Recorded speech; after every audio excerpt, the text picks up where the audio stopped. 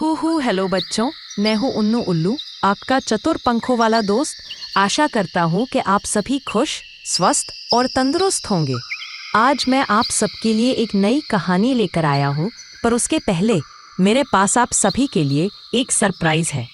तो चलिए जानते हैं आपके लिए आज क्या सरप्राइज है। आज मैं आपको अपने बारे में बताऊंगा और अपने परिवार से आपका परिचय करवाता हूँ। दोस्तों, मेरा नाम है उन्नू उल्लू। जी हाँ, वही जो रात को भी पढ़ता है और सबको अपनी मजेदार कहानियां सुनाकर आप सबको हंसाता है।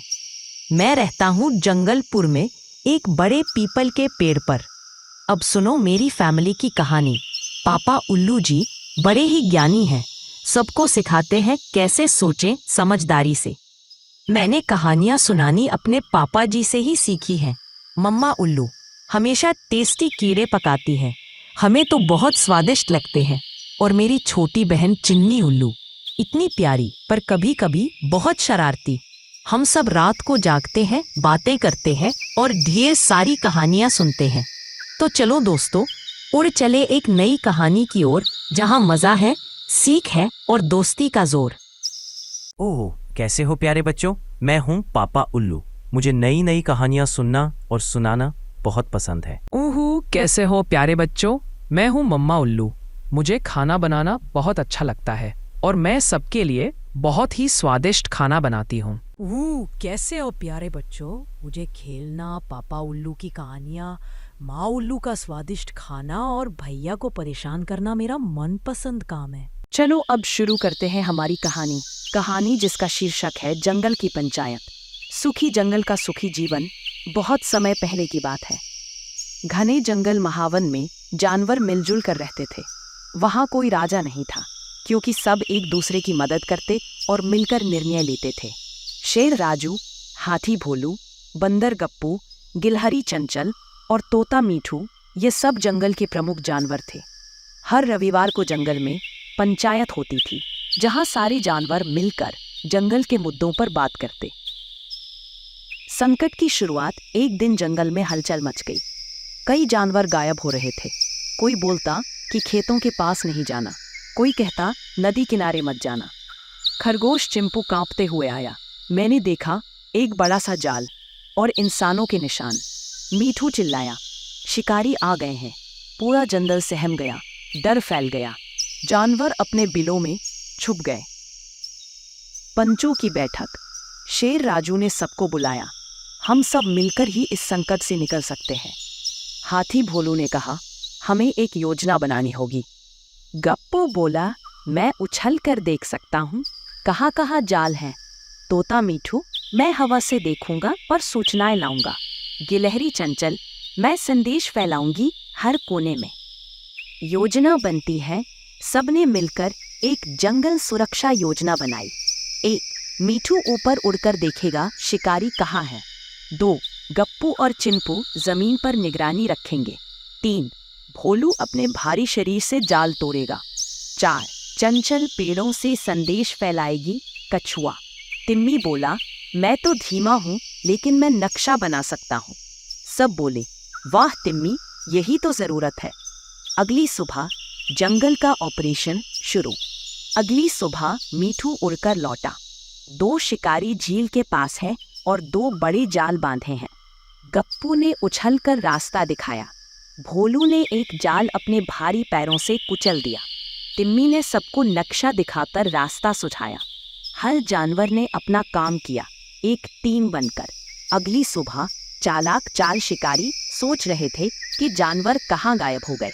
तभी मीठू ने भटका दिया, इधर देखो कुछ है। शिकारी उसके पीछे दौड़ गए। गप्पू ने पीछे से उनके बैग से रस्सियां निकाल ली। भोलू ने जोर की चिंगाड़ मारी, जिससे शिकारी डर के मारे भागे। चंचल ने पेड़ों पर लटकते हुए सारे जंगल में घंटी बजाई। संकट टल गया। पंचों का उत्सव। अगली पंचायत में सब जानवर इकट्ठा हुए। राजू बोला, आज महावन ने साबित किया कि जब सब साथ होते हैं तो कोई शिकारी हमारा कुछ नहीं बिगाड़ सकता। सबने टिम्मी को जंगल का नायक बनाया। उत्सव हुआ, बच्चों ने गीत गाए। हम जंगल वाले एक है भाले, रहते हैं साथ नहीं कोई हाले। और नैतिक शिक्षा, बुद्धि, एकता और सहयोग से बड़ा से बड़ा संकट भी छोटा हो सकता है। हर कोई जरूरी होता है, चाहे छोटा हो या धीमा।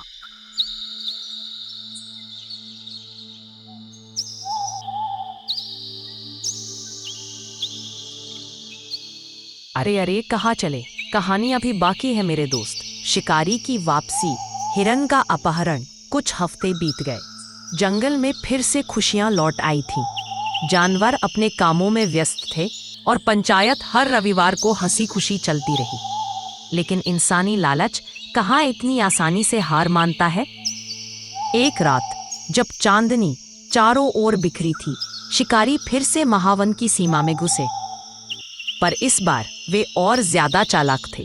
उन्होंने सीधा हमला नहीं किया, बल्कि उन्होंने हिरन हीरा को चुपचाप अगवा कर लिया। अगली सुबह मीठू तोता उड़ता हुआ पंचायत में पहुंचा और घबराकर बोला, खबर बुरी है, हीरा नहीं मिला, उसका कोई निशान नहीं। चंचल गिलहरी बोली, मैंने उसकी गुफा के बाहर इंसानों के पैरों के निशान देखे हैं। भोलू हाथी गुस्से से चिंघाड़ा, ये तो बदले की चाल है, शिकारी फिर से लौटे हैं। गप्पू बंदर जमीन पर उछलते हुए आया, अब तो हम और चौकन्ने रहेंगे, हीरा को किसी भी हाल में छुड़ाना है। राजू शेर ने गंभीर स्वर में कहा, ये केवल हीरा का नहीं, पूरे जंगल का अपहरण है। अगर हम आज नहीं जागे तो कल और जानवर गायब होंगे। वह कछुआ टिम्मी ने धीरे से कहा, अगर मैं सही हूँ तो शिकारी उसे नदी पार वाली पुरानी गुफा में ले गए होंगे। वो जगह सबसे छुपी और खतरनाक है। मीठू फौरन बोला, मैं उड़कर वहां की निगरानी कर सकता हूँ। गप्पू कूदा और मैं चुपचाप गुफा में झांक आऊंगा। भोलू चिंघाड़ते हुए बोला, और अगर जरूरत पड़ी तो मैं पूरी गुफा हिला दूंगा। चंचल बोली, मैं सभी पेड़ों से संदेश फैलाऊंगी। ऑपरेशन हीरा शुरू हो गया है। भाग 9, हीरा की खोज, एक साहसी मिशन। शाम ढल चुकी थी, जंगल में हल्की धुंध छा गई थी, लेकिन महावन के पंच जानवर शांत नहीं बैठे थे। ऑपरेशन हीरा शुरू हो चुका था। मीठू तोता ऊंचे पेड़ों के ऊपर से उड़कर निगरानी कर रहा था। अचानक उसने देखा, नदी पार वाली गुफा के पास कुछ हलचल हो रही है। टॉर्च की हल्की रोशनी और इंसानों की आवाजें। मीठू, मिल है, शिकारी वही है, हीरा भी वही बंद है। गप्पू बंदर पेड़ों से फुर्ती से कूदते हुए चुपचाप गुफा के पास पहुंचा। उसने देखा, हीरा रस्सियों से बंधा हुआ था और पास में 2 शिकारी अलाव जलाकर बैठे थे। गप्पू ने फौरन संकेत दिया। चंचल ने पूरे जंगल में संदेश भेजा, हीरा मिल गया है, सब तैयार हो जाओ। भोलू, राजू, चंचल, मीठू और टिम्मी सभी चुपचाप योजना के अनुसार वहां पहुंच गए। असंबद्ध धारणा की बुद्धिमानी योजना। राजू बोला, सीधी लड़ाई नहीं करनी, वरना हीरा को नुकसान हो सकता है, पहले उनका ध्यान भटकाओ। मीठू ऊंचाई से उड़ते हुए चिल्लाया, हाय हाय, वहां कोई है। शिकारी चौकन्ने होकर टॉर्च लेकर उस दिशा में भागे। उसी समय गप्पू चुपके से गुफा में घुसा और धीरे धीरे रस्सी खोलने लगा। लेकिन तभी एक शिकारी लौट आया। गप्पू ने फौरन पेड़ से एक पत्थर गिराया, थक, और वह सीधा शिकारी की टॉर्च पर लगा। अंधेरे में शिकारी घबरा गया और नीचे गिर पड़ा। भोलू झाड़ियों में छुपा था। जैसे ही मीठू ने सीटी बजाई, भोलू गरजा, गुर्र, और जोर से जमीन पर पैर पटका। गुफा के पास की जमीन कांप गई। शिकारी डर के मारे पीछे हट गए। उसी पल हीरा की रस्सियां खुल गईं। हीरा बोला, मुझे बचा लिया, धन्यवाद दोस्तों। जंगल की जीत। सभी जानवरों ने मिलकर हीरा को सुरक्षित बाहर निकाला। भोलू ने गुफा के सामने की झाड़ियों को ढक दिया ताकि शिकारी पीछा न कर सके। टिम्मी ने पहले से नक्शा बना रखा था, जिससे सब एक सुरक्षित रास्ते से जंगल लौट आए। अगली सुबह पंचायत में सब जानवर इकट्ठा हुए।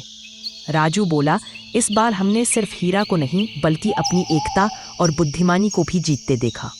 भोलू, अगर हम सब एक साथ ना होते तो शिकारी जीत जाते। टिम्मी, हर कदम पर सोच और योजना से काम लेना जरूरी होता है। सभी जानवरों ने मिलकर गीत गाया, जब सब मिल जाएं एक साथ, जंगल बने मजबूत हाथ। बुद्धि और साहस की जो हो बात, हम न डरे कभी रात दिन रात। नैतिक शिक्षा। एकता और साहस से कोई भी खतरा टाला जा सकता है। हर प्राणी चाहे छोटा हो या धीमा, उसके पास कुछ खास होता है जो सबकी मदद कर सकता है। समझदारी से लिया गया फैसला ताकत से बड़ी जीत दिला सकता है। जंगल की जीत। सभी जानवरों ने मिलकर हीरा को सुरक्षित बाहर निकाला। भोलू ने गुफा के सामने की झाड़ियों को ढक दिया ताकि शिकारी पीछा न कर सके। टिम्मी ने पहले से नक्शा बना रखा था जिससे सब एक सुरक्षित रास्ते से जंगल लौट आए। अगली सुबह पंचायत में सब जानवर इकट्ठा हुए। राजू बोला, इस बार हमने सिर्फ हीरा को नहीं बल्कि अपनी एकता और बुद्धिमानी को भी जीतते देखा। भोलू, अगर हम सब एक साथ ना होते तो शिकारी जीत जाते। टिम्मी, हर कदम पर सोच और योजना से काम लेना जरूरी होता है। सभी जानवरों ने मिलकर गीत गाया, जब सब मिल जाएं एक साथ, जंगल बने मजबूत हाथ, बुद्धि और साहस की जो हो बात, हम न डरे कभी रात दिन रात। नैतिक शिक्षा। एकता और साहस से कोई भी खतरा टाला जा सकता है। हर प्राणी चाहे छोटा हो या धीमा, उसके पास कुछ खास होता है जो सबकी मदद कर सकता है। समझदारी से लिया गया फैसला ताकत से बड़ी जीत दिला सकता है। अगर आपको यह वीडियो पसंद आया हो तो लाइक करें, सब्सक्राइब करें और बेल आइकन दबाएं ताकि अगली नई कहानियाँ आप तक सबसे पहले पहुँचे। अच्छा, तो अब मैं चलता हूँ प्यारे बच्चों। अपना ख्याल रखना और खुश रहना। याद रखो, खुश रहना ही सब मर्जों की दवा है। हम फिर मिलेंगे एक नई कहानी के साथ। तब तक के लिए अलविदा।